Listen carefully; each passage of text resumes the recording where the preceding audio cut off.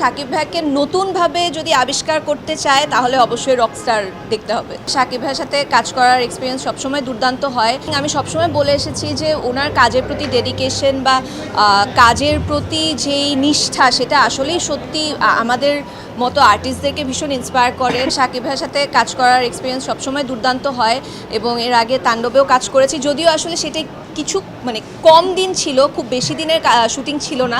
এবারে রকস্টারে তো একটা দীর্ঘ সময় ধরে শ্যুট করেছি, সো কাজের এক্সপিরিয়েন্স দুর্দান্ত। রকস্টারে যে গান আছে গানগুলো সবার কাছে অনেক মেমোরেবল হয়ে থাকবে, কারণ দুর্দান্ত কিছু গান আছে আমাদের।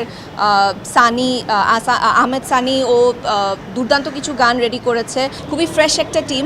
সো আশা করি দর্শক সেইটার একটা রিফ্লেকশন দেখতে পারবে পর্দায় এবারের ঈদে।